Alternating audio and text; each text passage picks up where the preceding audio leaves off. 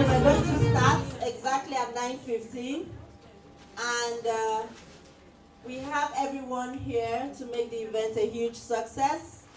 Thank you for registering, thank you for coming and taking time out of your busy schedule. So before we commence anything, we would like to take our safety briefing. So we have a clear orientation of this hall and be aware of our surroundings, be aware of our environment. Mr. Tim is going to take us through that safety briefing. So welcome Mr. Tim with a round of applause, please. Thank you. Good morning, everyone.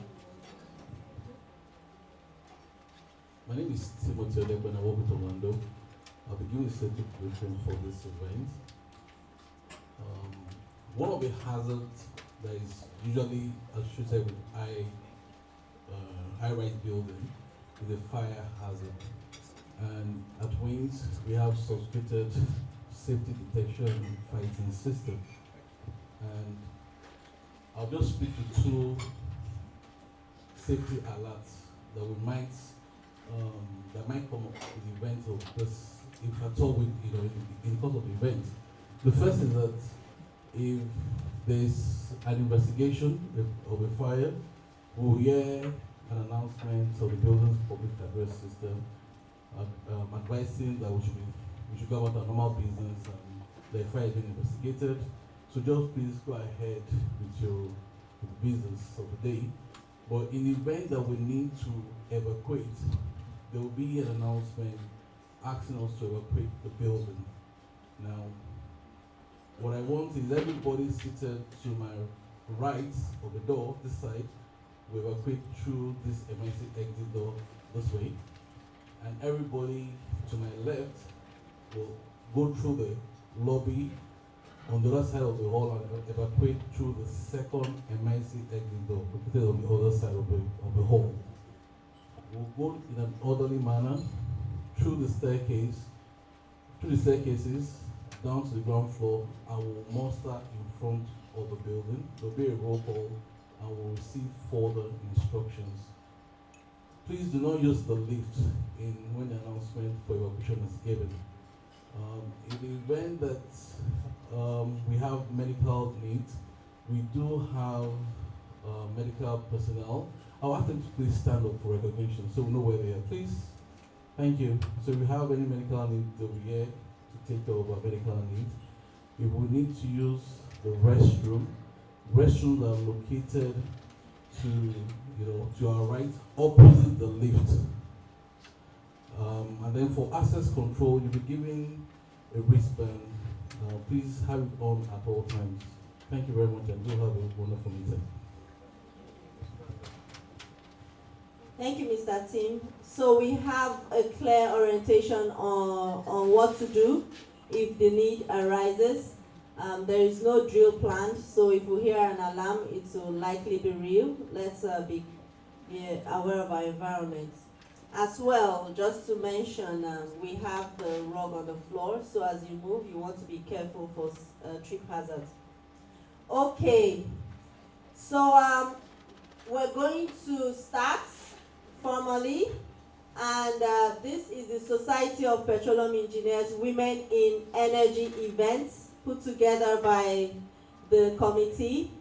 Women in Energy Events is a committee, a subcommittee of Society of Petroleum Engineers international body, and the purpose is to foster gender diversity and inclusion in the oil and gas industry, exploration and production industry, to drive leadership of women in this industry, in this space, to ensure that there is representation at all levels, all spheres, all career stages of participants in the industry. So the purpose of this event is tied into the SPE international vision to ensure that the members and non-members alike, participants in the industry, are carried along, the women are involved and actively engaged in the discussion of women in energy. Society of Petroleum Engineers is a body that is well known, the largest member organization of any profession in the world.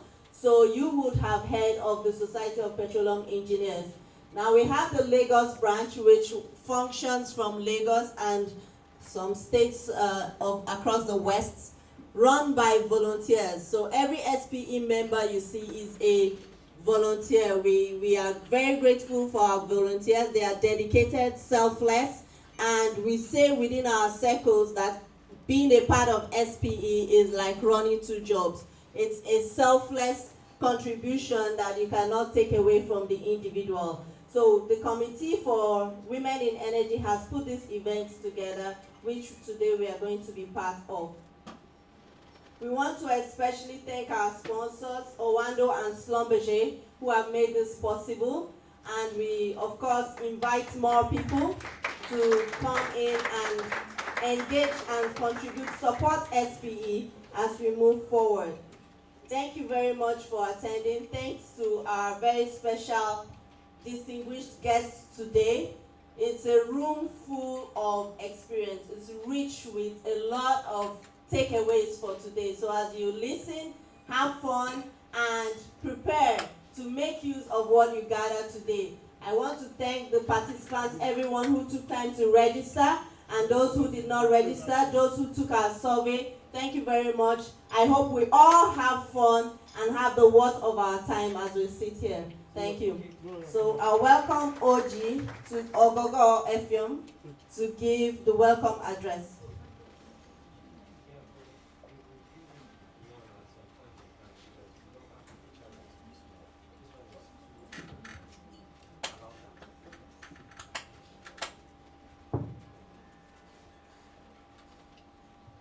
Good morning, everyone.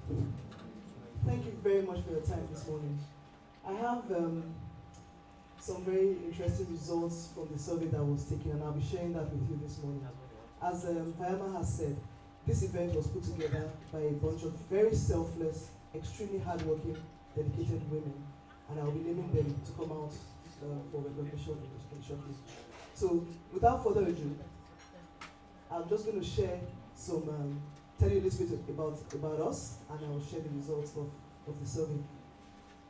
So this is a cross-section of members of the Society of Petroleum Engineers Lagos section, of which I'm the chair. Fayama is the deputy of that, of my position.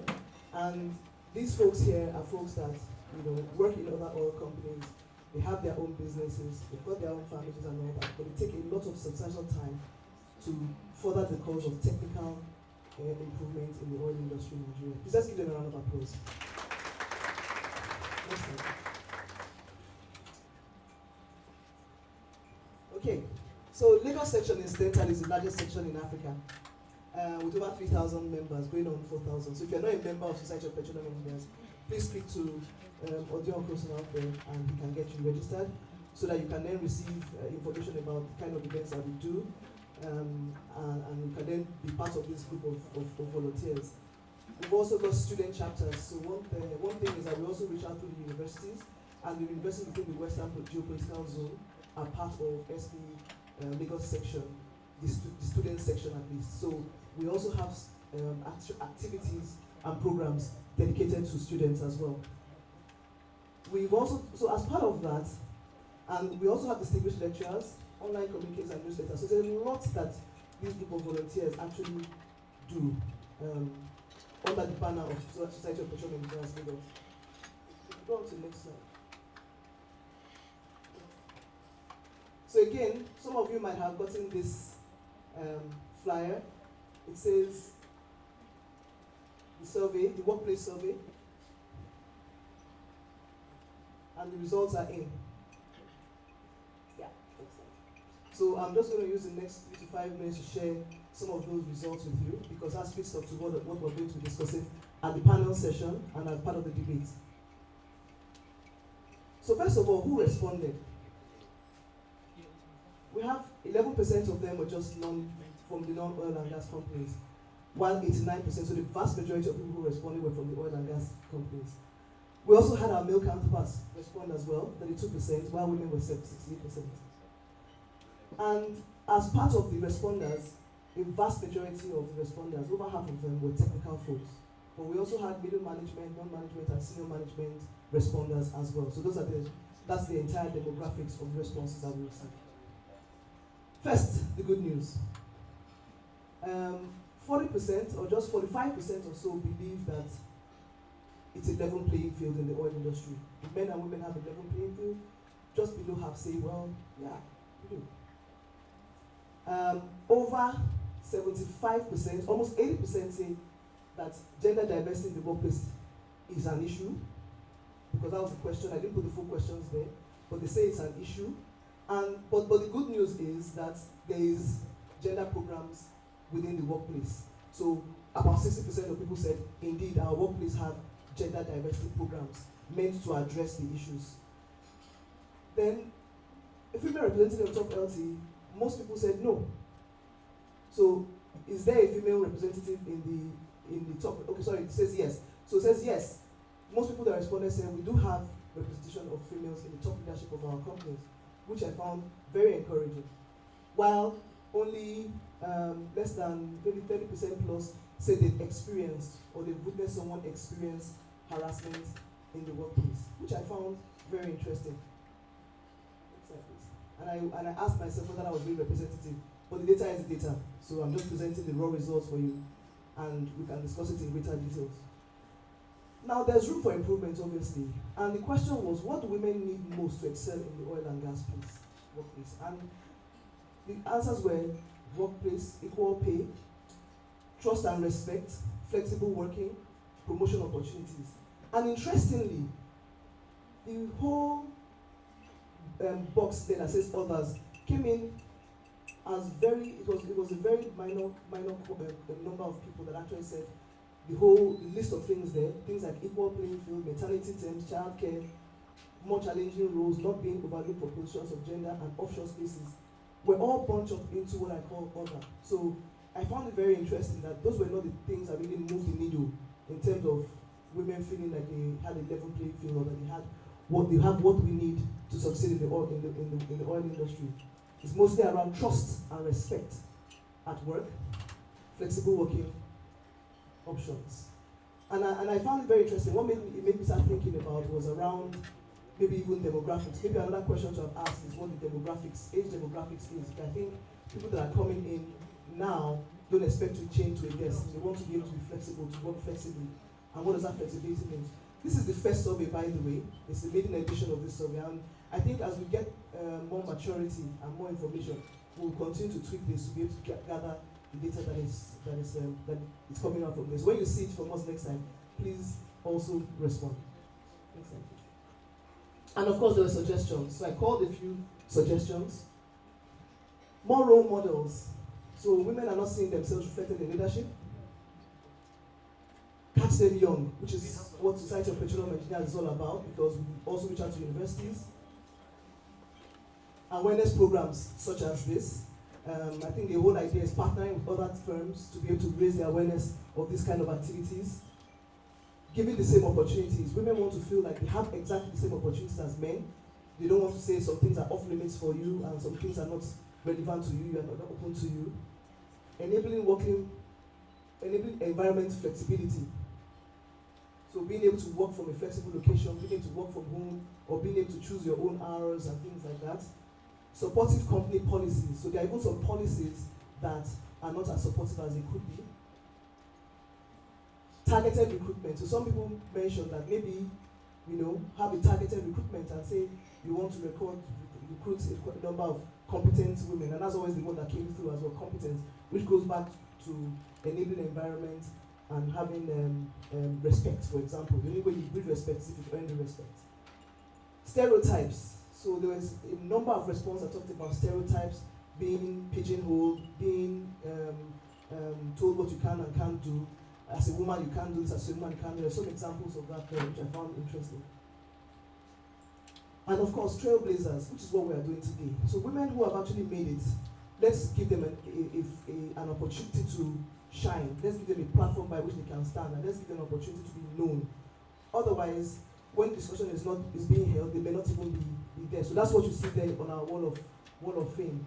These are women who, again, from the survey responses. These were women that were identified by other people, responders, as people who are trailblazers in the oil and gas industry. Now, for companies, we also had to ask about companies that have been blazing the trail. We took the count from the survey, and these are the 3 companies that apparently are the best place to work for women in the oil and gas industry in Nigeria. This is the data as it is. Anything that you think there's purely coincidence, and we have the data, like I said, and it was very gratifying to see that people actually gave examples, and it's just like obviously out of the numerous responses, I can't pull them into a 10-minute conversation, which I'm running out of time for.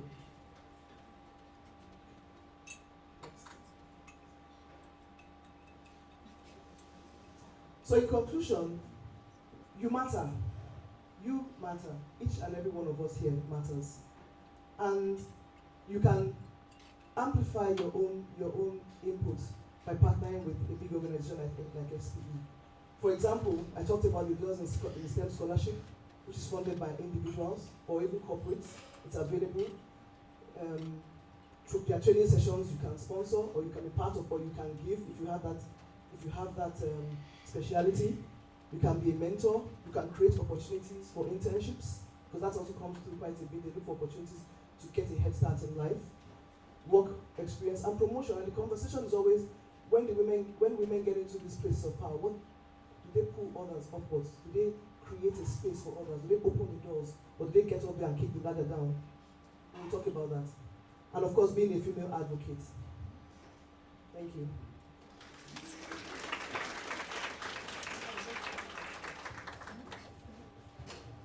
Thank you so much, Ogo. That was an interesting survey, and it came from the opinion of everybody who took part. We thank you.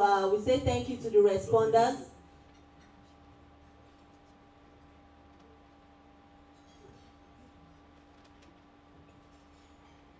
We say thank you to the responders. It gives us a broad opinion of what is going on. Like Oji mentioned, the Hall of Fame by the side came out of that survey. People recognize these people. You will see that it's diverse. There was no selectivity in it due to the highest frequency names. And at the end of the event, you can always go there to take your photo. It forms our picture wall. All right, so the committee members would like them to come to stand up and say hi to the hall, to everyone here, because they have made this event happen. That is Fayama, myself, LSCA over there. We have Bumi Adeyinka. She works with Owando here. Thank you, Bumi. Chinyere Ofo, Chineye as well, another Chineye. And then there's Karen, there's Misura, Priscilla, Olanike, Ojon. These are people that you know in your offices, in your workplaces. So think of it, beyond doing the already tedious work in your office, they have this other tedious task to manage. So please, let's give them another round of applause. Okay, so in the course of events, quick run through the agenda. We will have one keynote address. We plan to have 2, but due to unforeseen circumstances, we will not be having the keynote address 1. We will go to the keynote address 2, and after that, we will have a debate session, a very interesting conversation amongst mid-experienced professionals, discussing a topic for and against. After that, we will have our sponsors give their remark. We'll have an interesting panel session. So I just want to assure everyone that we have a wealth of experience in the resource people that we have here today. We will tap, we will take, we will drain, we will do everything to ensure that by the time we leave this room, we are rich with what they already have. So thank you again to our resource people. We are glad to have you here. We will be having an application which you can access on your phone. It's called Menti. So in the course of event, as you have questions, please write down your questions on this application. It will send it straight to the organizers, the moderators, and everybody. So your questions can be fielded during the panel session. So We'll have it up in a minute.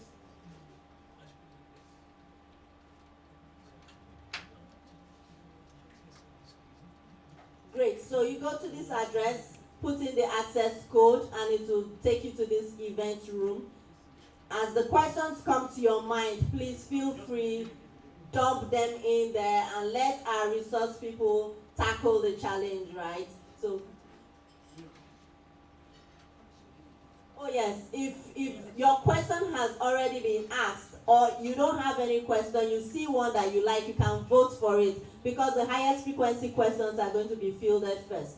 So engage with the application and use it to interact with the panelists and the resource people. Thank you very much. We'll move on straight without further ado to our keynote address coming straight from NCDMB. Can we give them a round of applause, please?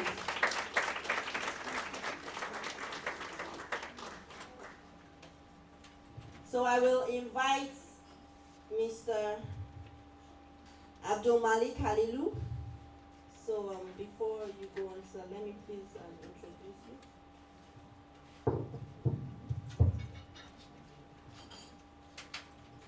Mr. Abdul Malik Halilu is the General Manager, Research, Statistics and Development with Nigerian Content Development and Management Board. In his current role, he is responsible for the regulation of research and development activities in the oil and gas industry. He's responsible for managing all aspects of statistical data on local content indicators in the industry.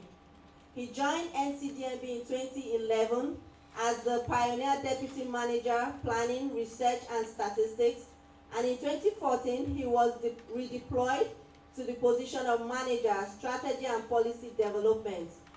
In both roles, he was responsible for developing the strategy of various capacity development interventions for the board, including the conceptualization of the Nigerian Oil and Gas Parks Scheme, Equipment Component Manufacturing Initiative, Marine Service Sector Strategy, Nigerian Content Intervention Fund, implementation strategy and other policy interventions to promote local content in the oil and gas sector.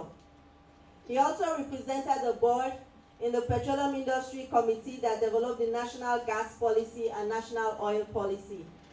Prior to joining NCDMB, Mr. Abdul Malik worked with Accenture, where he was involved in several projects, including development of Nigerian Vision 2020, Economic Transformation Blueprint, NNPC Transformation Project, National Biofuels Policy and Renewable Energy Program, and rollout of Unique Taxpayer Identification Number. So Mr. Halilu has worked in Northern Nigeria Investment Limited.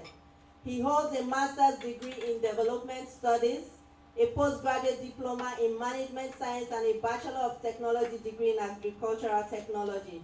He's a fellow of the Nigerian Institute of Management, fellow Institute of Corporate Administration, Project Management Institute, and member International Facility Management Association. Let's please put a loud round of applause for Mr. Halilu.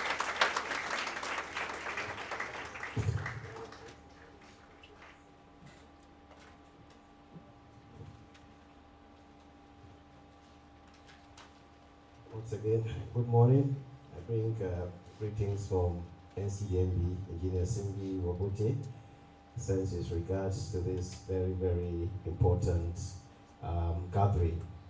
NCDMB has a lot of respect for women events because we know where we started. Our journey has been very successful right from the local content policy, because a lot of women were actively involved in shaping the Nigerian content agenda. This morning when I saw Mrs. Safolabi, I was very excited because she was part of the foundation resource persons that shapes the local content program that we have today in Nigeria. So it's a very good gathering for us, and I think we'll have a lot of experience to share with you, and we believe that what is very important is how we sustain the momentum going forward. So my presentation will be on projecting women for participation in oil and gas value chain. I'm going to talk about the NCDMB model, our own perspective on how we should collectively drive women involvement. Next slide, please.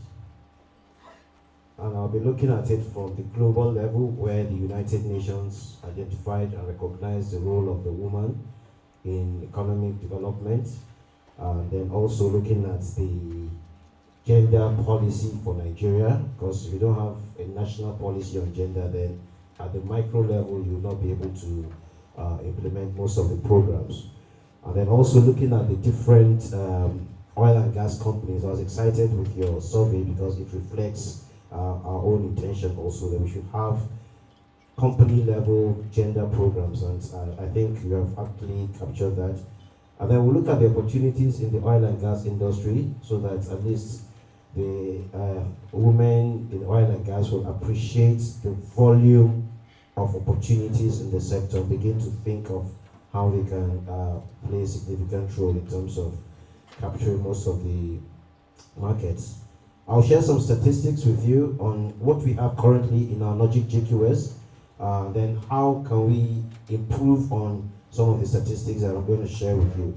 And then we have a Nigerian content framework for mainstreaming women. I have with me my colleague Chidima, where are you?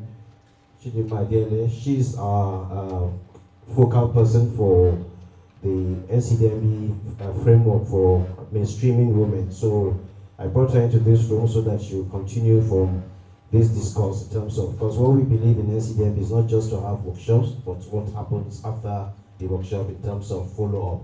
So Chidima will be your focal person in terms of follow-up actions.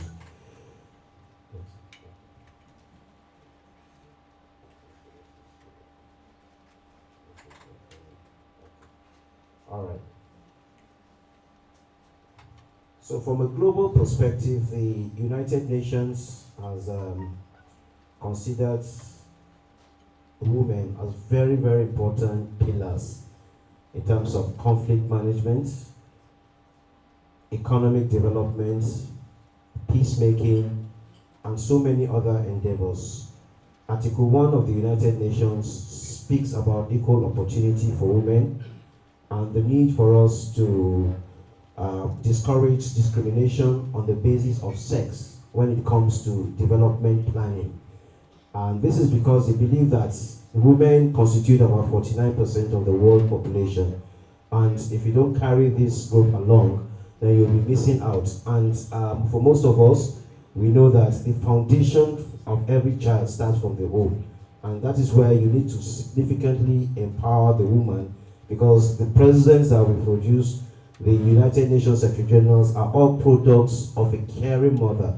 That is why the United Nations recognize the role of a woman, and they've gone ahead to create a special entity called UN Women to focus on the women issues like leadership and political participation, economic empowerment, violence against women, humanitarian action.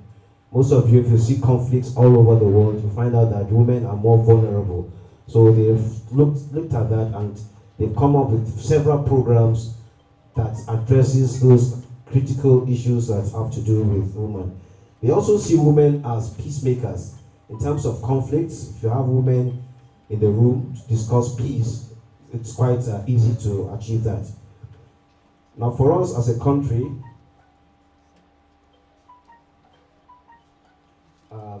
as was read out in my part of what I've done in the past, it was the Vision 2020 Economic Transformation Blueprint.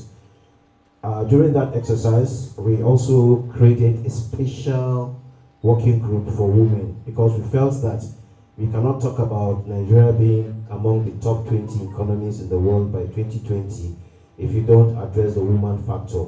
You don't position the women as major contributors to that success story. So we created a special working group for women. Part of what has evolved from that exercise, currently we have a national gender policy which focuses on domesticating international conventions as it relates to women, It's also talking about mainstreaming women in the area of political involvement, but also in enterprise development. And then it also looks at involvement of different stakeholders from the private sector, government, NGOs, in positioning and articulating and championing the cause of women. What most of us are familiar with is the 35% participation in governance process, but that is not all. There are a lot of other initiatives with respect to women. So there's a special ministry established for women affairs and also the Center for Women Development, all in an effort to position the woman for active participation. Now, despite all these interventions at the national level, how have the women fared in terms of political leadership? Currently, we have just 16% of the ministers women, 7 out of 43, 7 out of 109 senators, and then 6% House of Reps. Now, these statistics illustrate something. When it comes to voting, more women vote than men. But when it comes to active voting for women, we see a very poor trend. If only 20 women voted out of 360 members of the House of Reps, it speaks volumes about how the women mobilize themselves at the grassroots to capture power. So again, when we're discussing gender issues, we must also look at how are we coordinating ourselves to make sure that we create that visibility in political power. You can see that the appointments by a male president is even more than the voting of women. So it's instructive that we begin to arrange ourselves in a way that we begin to say, okay, how do we project our own women? There are some primaries that you go, that's only one vote that a woman gets. That means she only voted for herself. Meanwhile, there are many delegates that are women. So these are the issues that you have to do some soul searching to say, okay, what are those issues that is constraining us to believe in ourselves, to vote for our own person to political positions. Coming back to our own constituency, which is the oil and gas industry, a lot has been said from the survey. That was very instructive. What we have seen is that several companies recognize that diversity program is significant to profitability. Now, Shell has a diversity commitment.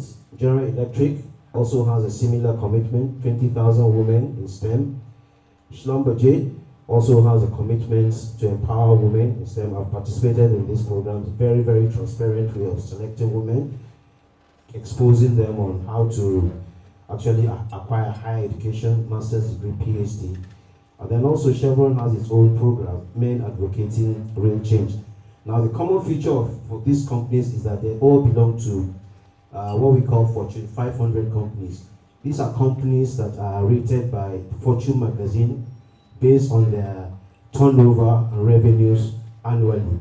So it clearly shows a nexus between diversity programs and profitability. The more you involve women and create special programs for women, the more you are profitable, the more you get recognition. So it's important for oil companies that are not, that don't have programs that speaks directly to women empowerment, that speaks directly to creating opportunities for women to begin to look at how they can also remodel their businesses towards creating special programs for women. Because these companies that have done so belong to Fortune 500 companies, which means that they're among the top 500 companies recognized globally in terms of revenue and profitability. In terms of opportunities, so now I'm coming back to our own Nigerian environment. The oil and gas industry in Nigeria is a $20 billion per annum industry in terms of capital and operational expenses. Now, we have what we call 1x4 opportunity matrix, where it starts from the oil block. Now, oil block belongs to the operators, so you go and bid for licensing. Opportunity starts there. There are marginal fields that are small holder fields, which you can actually actively participate, get your technical partners and own those acreages. And then you can also, they're also the big players.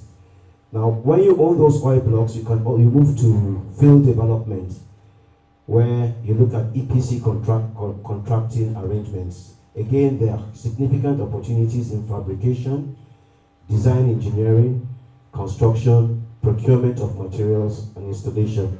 So that also represents huge opportunity. That field takes about 4 to 5 years. So you can imagine if you have a very big fabrication yard and design engineering houses, form a consortium, become EPC contractors, and you begin to compete with companies like Samsung and Saipem. These are very huge opportunities. Then the third layer is where the service companies that get the subcontracts after EPC contracts have been awarded. But most importantly, they spend longer time with the operator because they are the ones that are more visible during operations and maintenance phase. So here you have the marine service companies, you have the finance institutions, insurance companies, and so many other opportunities. So begin to determine where you want to play and your strategy for involvement. The last, of course, is what we call the ancillary services, the medicals, the telecoms, security companies. Catering is a very, very important business. I know most women will say that is our territory, but I can tell you that we've seen a lot of men coming to NCDMB that they own catering companies. So you are losing out if you don't focus on catering companies. And the last rig utilization statistics that we developed in NCDMB, a single rig has about $4 million opportunity per annum. So you can imagine if you're a catering company and you have that kind of opportunity, the quantum of, that's just one rig. So you can imagine the number of rig counts that we have per annum in Nigeria, and begin to focus on that. It's a lot of opportunity, even office supplies and so on. So you just assess yourself, and then determine, okay, this is where I think I can play, and then come up with your own business model, and then actively participate in these sectors. Now, coming to some statistics. So we have what we call the Nigeria Oil and Gas Joint Qualification System. It's a creation of the Logic Act, and it mandates all operators and service companies to provide their data on the job, because part of the data requirements is your employment records. We also have what we call the individual module, where individuals, both male and female, that are interested in oil and gas type jobs are expected to register in the JQS. It is from this database that we get list of candidates for project-based training. And then, so from the data, the operating companies that have submitted their profile, only 18% are women. And this is almost about 11,000. Only 18% recorded women. The individual database, which is voluntary, if you want to play in the oil and gas industry, only 19% women got registered. Nobody stopped you. On your own, you decided that you don't want to register on the JQS. So only 19%. Then 17% of women of the workforce in service companies are women. And what we have in our database is about 28,000. Now this database consists of about 3,000 companies. It's actually 8,000, but only 3,000 were active.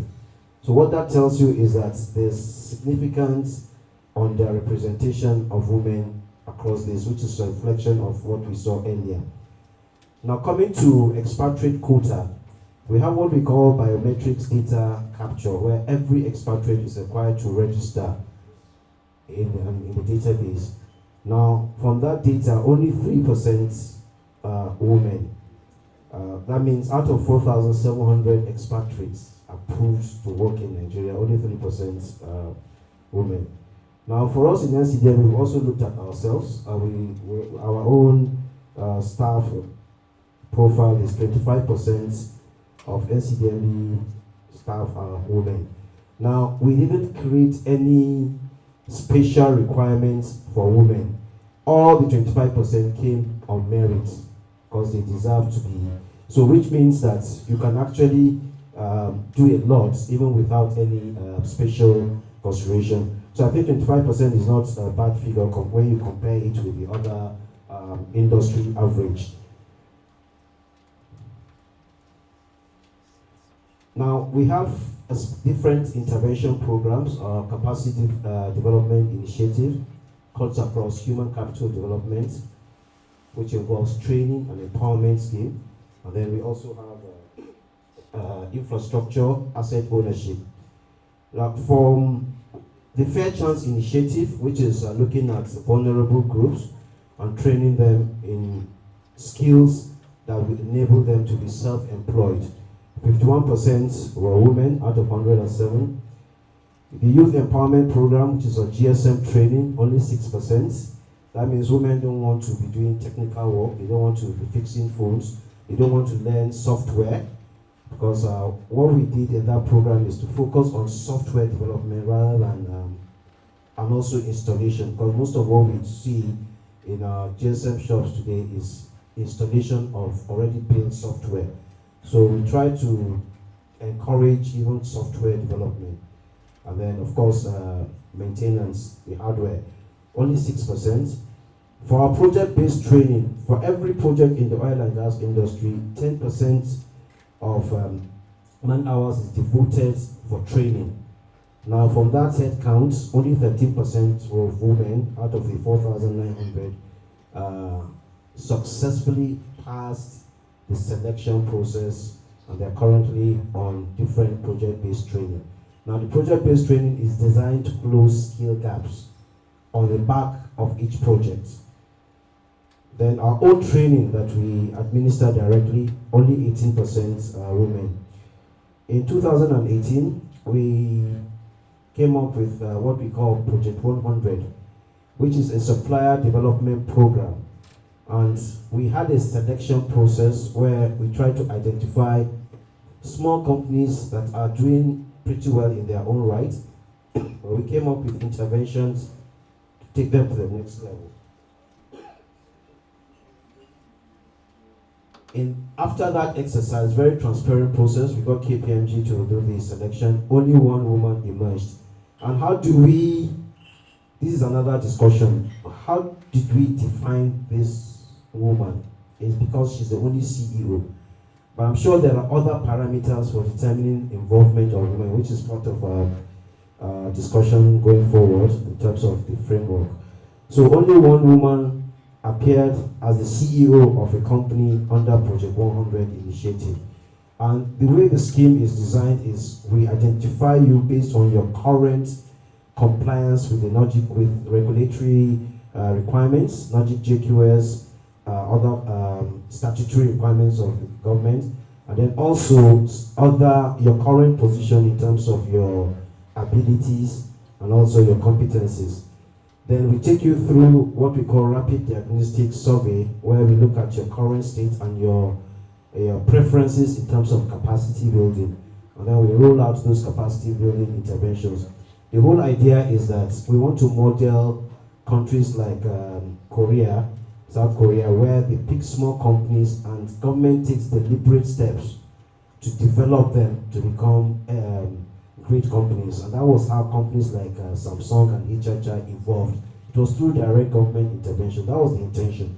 So you can imagine if only one woman, based on this definition, emerged, it means 59 will still be dominated by men. We are going to open up the portal again for another 40, because our aspiration is to get 100 companies going through this process. So a lot of mobilization needs to happen to make sure that there are more women involved in the program going forward. So just to mention that what we have seen as a trend is not peculiar to the Nigerian situation. Based on the McKinsey report, it happens even at global level, where they reported that at entry level, more men get recruited than women, 52-48, but this is pretty okay. However, when you get to mid-level, the gap starts expanding. You see 65% to 34%. And then when you come to management level, it's even wider, 77%, and only 23% of women get to management level. A lot of reasons have been advanced, which I'm going to share with you. So this will form part of our discourse, because once we understand the issues, then it's easy for us to shape the interventions going forward. For us in NCDMB, when I talked about only 3% of women expatriates, we try to understand the reason, and we realize that most expatriates are not comfortable coming to Nigeria and going into deep offshore operations, because expatriate quota is not just given, it's based on skill gap that exists. That's where we get expatriate quota approvals. So there are, and most of the skill gaps happen in deep offshore operations. So most women don't want to come to Nigeria and then find themselves doing offshore work. So that is part of the observation. So you need to also dimension where you want to play when you're talking about empowerment. And then again, the issue of women having to prove themselves anytime there's an opportunity. You always have to go the extra mile to prove that you can actually do the work. Of course, there's also issue of microaggression, which is targeted mostly as more vulnerable groups. Now, it's easy to announce affirmative action, but do we have the political will? The organizations really want to drive that agenda, or is just a political statement?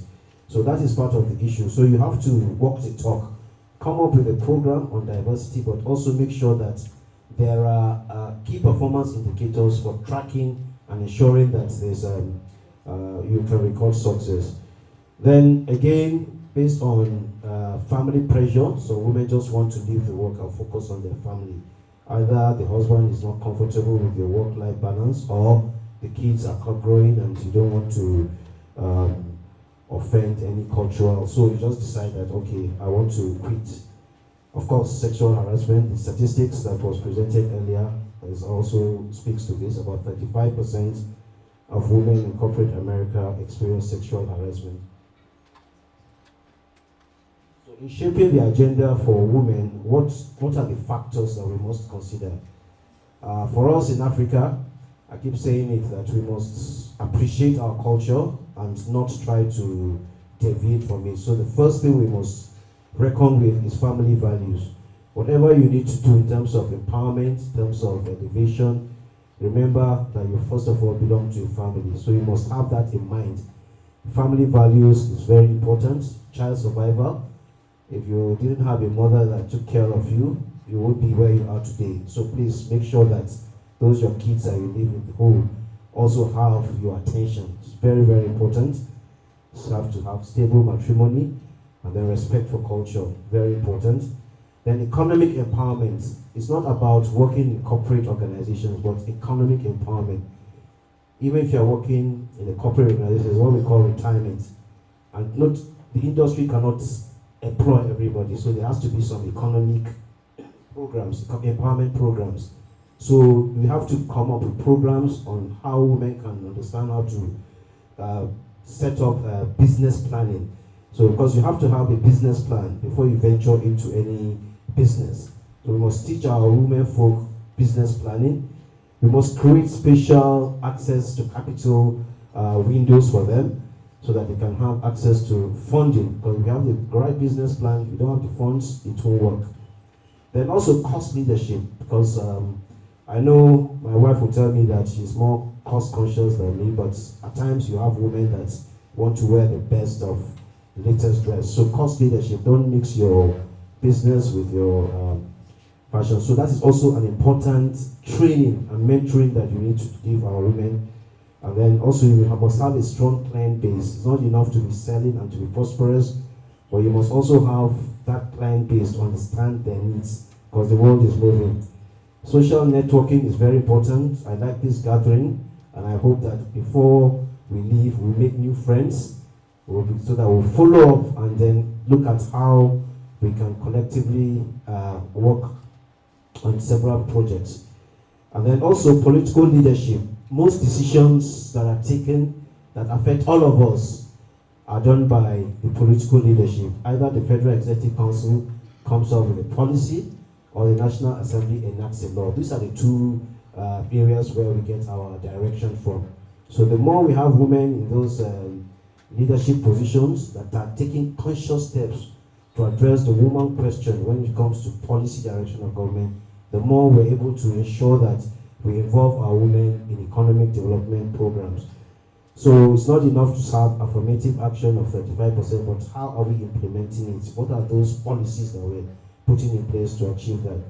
Then corporate inclusion, I believe strongly on competition, but there's also the school of thought that believes that you must create special vehicles for women through allocation. So those are the debates that can happen when it comes to hiring and also promotion. And then of course, learning and education, continuous learning and education. Even those women that didn't go to school, have some adult education programs for them, because the saying that if you educate a woman, you educate the world is very, very true, because we know the role of the woman in the home. So it's very important that our women are continuously given access to education. That 7% of the females hired at entry level eventually make it to the C-suite. The C-suite is leadership. I'm sure the statistics are probably worse in Nigeria. As you know, the women in the Nigerian oil and gas companies are probably lower than 7%, and we'll probably find out soon. I said earlier on I was the only female on the board, and I'm wondering if we have anybody from Chevron who can tell us, do you have a female on the board of Chevron right now? Chevron? Do you have a female? Okay. Yes, one person? 1%. Total? Yes, Total has one. HR? No, Tai is in Total, so I know she's there, but she came from HR too. Chevron is HR, okay. Shell? Do you have a female on your board? Shell? Anybody from Shell? She just retired? You don't have one now?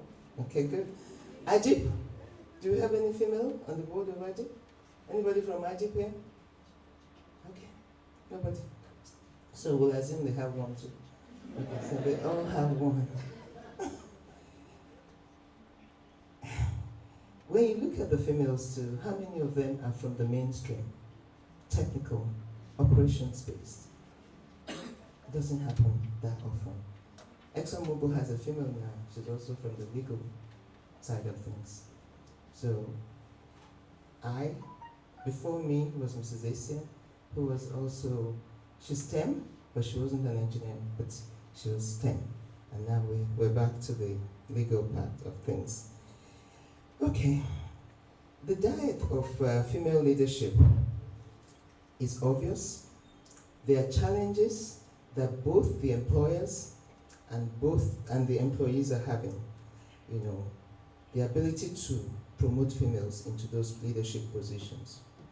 In my opinion, I believe that the main challenge that both the employers and the employees have is something that we call unconscious bias. This can be subtle or overt, but there is unconscious bias. So I say it's two-dimensional. The employer, the company feels, if I hire females, would they be able to perform at the level that I want them to perform? One of the things I saw on the survey was that women were talking about spaces offshore. We don't have female rooms offshore. That's a subject of a different discussion. Not that I really want to advocate that there should be spaces, but we should think of it from even a business perspective. So most times you have 4-man rooms. When the female comes and she's the only one, she wants to take the room that belongs to 4 people. From a business perspective, you're losing 3 more man-hours because you brought a female in. So we need more females to occupy a 4-man room. Thank you.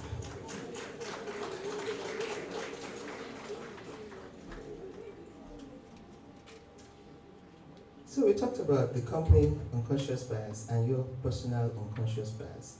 This bias hinders both females most females and precludes them from becoming the female leader that they would like to be. So let's talk about the employee and company unconscious bias. The early to mid-stage career of a female professional typically coincides when marriage and family are her top priorities. The same is true for the male. They're about the same age group, so he's getting married as well. He has a family, so it's true.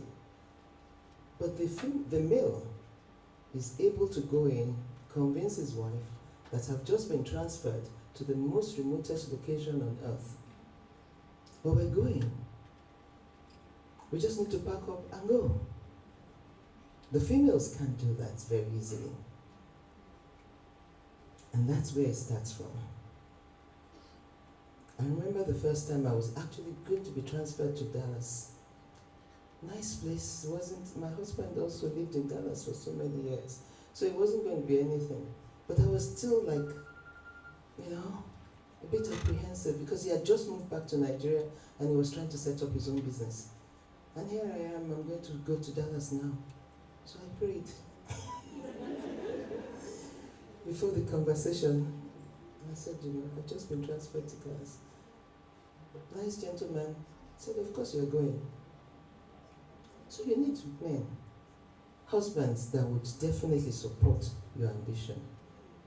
Because I know, and I've heard several times that females will tell me, I'm kind of like operating under the radar now, madam, because I don't want to be transferred. So please, just let me be here. But I think it's also a personal unconscious bias. There are things that you can talk about with your husband that he would recognize that, yes, I support you. Don't forget that the female child that you just had for him, you're her hero. She wants to see you. And he's going to spend a lot of money on that child too, just like your dad spent a lot of money educating you. And I don't think most men would like to see their daughters, after spending all that money on their education, be told they can't be what they want to be by their husbands. There will be a fight. So I was actually lucky. I remember that my dad had that conversation with my husband. So he never really stood in the way. So please, let's think about that and be open in our conversations with this man. You never know. You never know. So once the employer sees the female as not being location flexible, because your first few years are when they try you out in different places. So once you are not location flexible, then you're seen as, would we be able to use her the best way we want? In fact, a manager who had sponsored the female for the assignment becomes discouraged and does not want to propose another assignment for the fear of being turned down again. I remember when I was in Houston, female leader, female whatever, I had this young employee, and very good employee, was going to move her to South Korea. But she was getting married. So she didn't say anything. We told her, we announced it to her, she was fine with it. And there was a day that her supervisor, who's also a female, she was just going back and forth in front of my office. I was like, what's going on? So she came in and said, she doesn't want to go. I said, she doesn't want to go. Why? Because her fiancé would not let her go.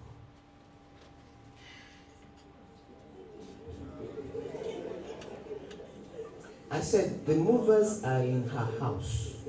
The movers were supposed to go into her house that morning. How dare she do that to us? So please call her. She came to my office. I'm sorry. But I'm getting married in the next 2 months and he doesn't want me to go. I said, look, if this guy loves you, even if you went to Timbuktu, he'll come find you. So you should go. Oh no, he doesn't want me to go. Okay.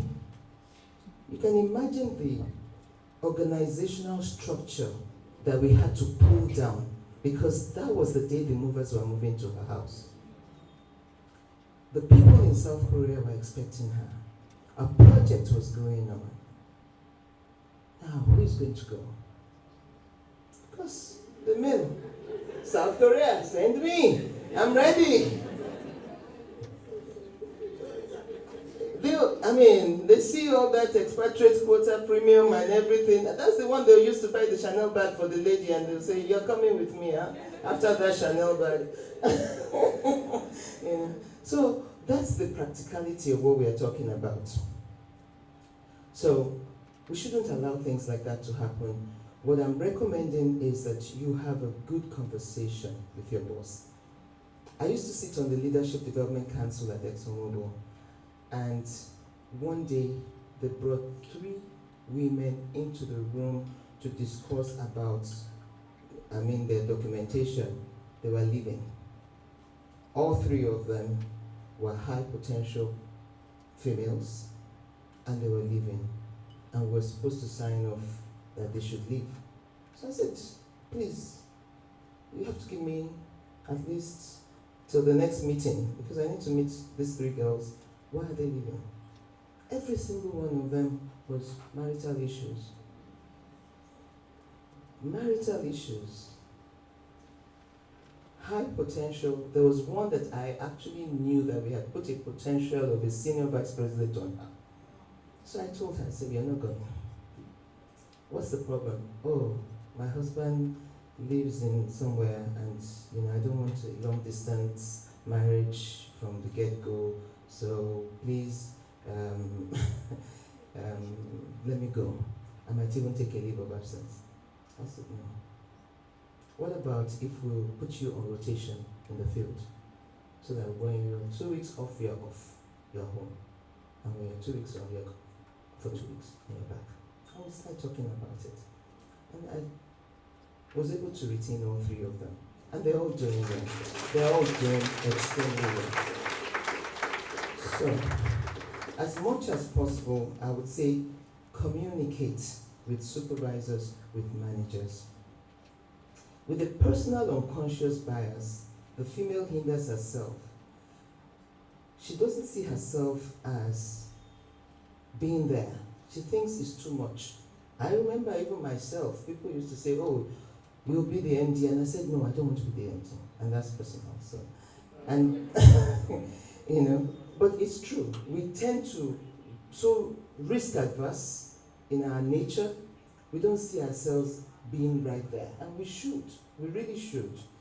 So you can either become the CEO of a multinational contractor firm. Mr. Lily was talking about females not being there in the EPCI. What's wrong with us? We've done construction, we've done project planning, we've done whatever. We can't be that. Or the CEO of an EMP. Get your own block. Get the right team in place. But we allow the societal pressures to bother us so much that we reduce ourselves to who we really don't want to be. So the opportunities that are available, I say, be available for company assignments. However, there's a need to state clearly your flexibility limitations. And the time you have to do it is most of the time during appraisal discussions or even informally. Don't wait to be told your next assignment location before you tell them you can go. Tell them where you can go and where you cannot go. Make it a regular conversation. So I'll just leave with you some few tactics. So when you join the workforce, if you're an employee and you join a workforce, just see yourself as an individual. You are not female, you are not male. You are here to contribute your own quota. This company hired you because you met or exceeded the expectation. So don't let anything tell you that you're below that. Be ready to demonstrate that you can put the best on the table. Excellent performance. Forget that you did extremely well. You had boys in your class, you beat them. So what's your problem? Right? Remove all low self-esteem, no matter who planted it. Remove it. Take it away. It's not. The first thing is, how do you see yourself? If you see yourself right there, be there. Don't let people tell you otherwise. It's what you see yourself that you will communicate to the world. And I say again, communicate your family situation to your immediate supervisor, to your manager occasionally when you have the opportunity to meet with the manager, and also your peers. Now, one of the things that I want to share, and I'm glad that there are men in the room, is that there really does exist an old boys network. Don't deceive yourself. There is an old boys network. The kind of things that men share, we don't share it.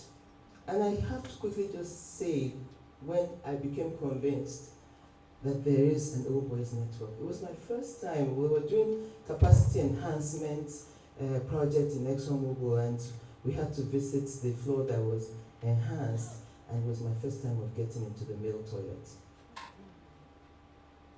And I looked, and I said, what? They have peace books? No coverings? But when we females enter our own restrooms, what do you do? We lock the door. We're so secretive. The men don't share. They share a lot of secrets. So the old boys network is there. So let's become a bit more guarded with ourselves and communicate with each other. Communicate with your peers. Your peers might be the friend of your boss's boss's boss. They drink beer palo together. So let him know that you have location restrictions, so that when they talk about you in their beer parlor, he can say, no, don't take her to Eket, take her to Abuja. She will go to Abuja. Because he knows.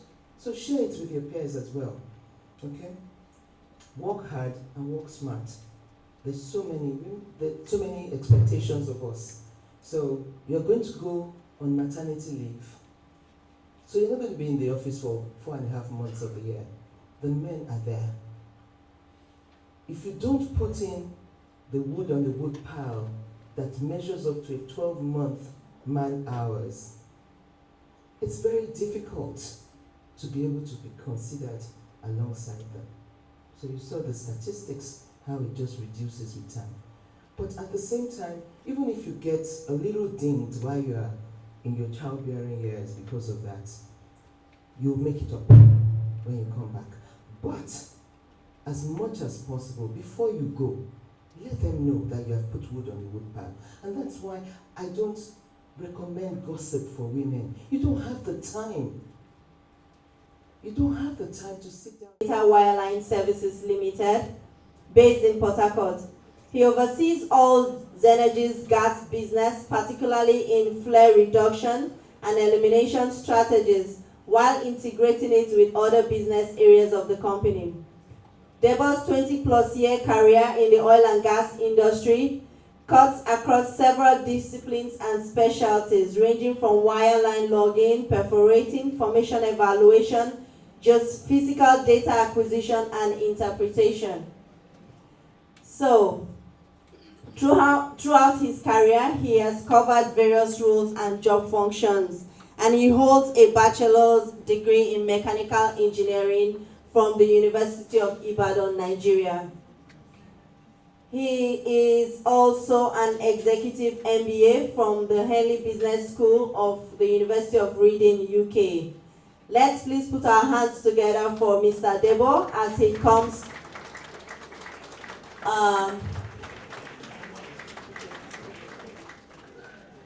Yes.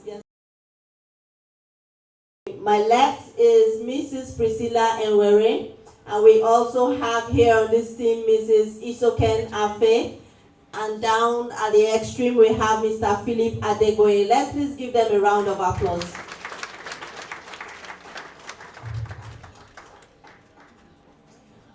On the other hand, we have The not ready team, they are going to tell us why they think that female leadership in Nigerian oil and gas industry is not ready. The conversation is not ready. The people are not ready. Whatever they have, they prepared, they will let us know today. On my immediate right-hand side, I have Mrs.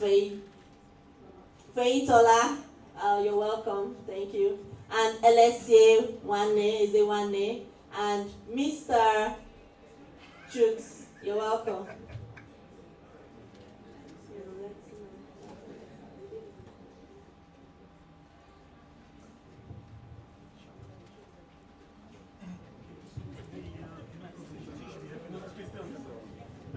All right, Priscilla, please, over to you. Good morning, everybody.